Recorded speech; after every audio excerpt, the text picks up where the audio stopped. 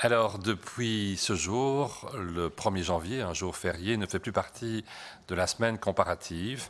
Et donc, nous aurons enfin une comparaison valable des chiffres actuels par rapport à une semaine complète de travail et pas une semaine amputée d'un jour.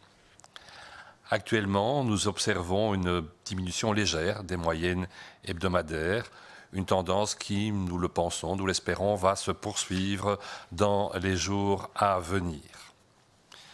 Il faut constater que depuis fin novembre, depuis la fin de notre deuxième vague, ou en tout cas la partie la plus importante de notre deuxième vague, on se trouve actuellement au niveau des nouvelles contaminations dans un plateau aux environs de 2000 et quelques jusqu'à 3000 nouvelles contaminations par jour.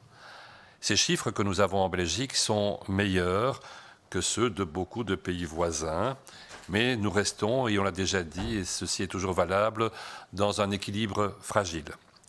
Un équilibre à un niveau que nous trouvons tous, et c'est le cas entre autres au niveau de l'impact sur les soins de santé, toujours trop élevé actuellement. Par ailleurs, on a pu constater qu'avec la reprise scolaire, la reprise du travail, la mobilité a de nouveau augmenté en Belgique. Nous nous déplaçons plus vers le lieu de travail, entre autres, et on a retrouvé pour la mobilité le même genre de chiffres que nous avions en décembre, avant les congés de fin d'année. Pratiquement inévitablement, vous savez qu'il y a un lien entre la mobilité et le taux de contamination. Nous nous attendons donc à avoir un peu plus de cas dans ce contexte-là. Et c'est une raison de plus pour souligner l'importance du télétravail. Un exemple, ce qui se passe dans des pays qui nous sont proches et dans lesquels, entre autres, les écoles sont restées fermées, les enfants sont à la maison. On observe que la mobilité a fortement diminué et que les gens se déplacent moins pour aller à leur travail et font plus de télétravail. Dans un contexte d'école ouverte comme chez nous, ça n'empêche pas d'insister sur l'importance de faire du télétravail. Au niveau des autres chiffres, les hospitalisations, le nombre de lits occupés, les décès, nous continuons heureusement à avoir une évolution favorable avec une légère diminution. Si on s'intéresse aux nouvelles contaminations, nous avons eu en moyenne 2018 nouveaux cas par jour, et ceci correspond à une diminution légère de 2%. N'oublions pas que nous avions eu une augmentation après la reprise post-vacances, liée entre autres au dépistage des gens de retour de l'étranger. Cette diminution de 2% se retrouve, et on le voit sur la carte, globalement dans toutes les régions. Pour la région flamande, pour la Flandre, c'est moins 1%. Pour Bruxelles, c'est moins 6%. Pour la Wallonie, c'est moins 8%. Si on regarde la carte des provinces que vous voyez actuellement, on a à certains endroits une augmentation. Vous le voyez, le Limbourg, entre autres, avec plus 8%, et la Flandre occidentale avec plus 2%.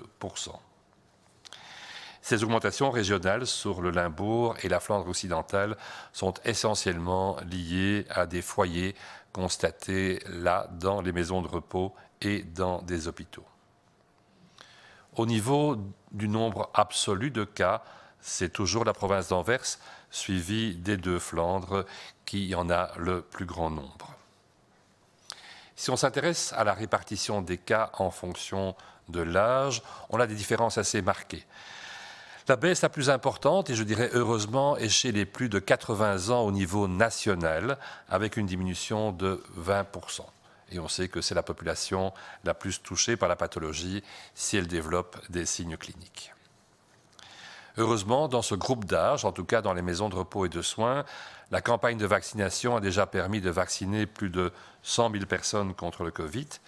Et pour votre intérêt, il y a moyen maintenant de suivre l'évolution de ces chiffres sur le tableau de bord de Cienzano.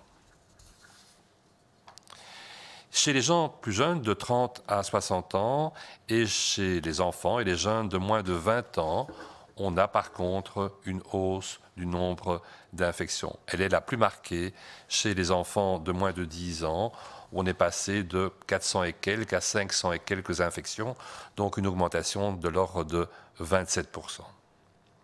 Ceci se marque essentiellement dans des provinces flamandes, peut-être parce que le testing chez les enfants là y a été, en l'occurrence pendant la dernière semaine, plus important.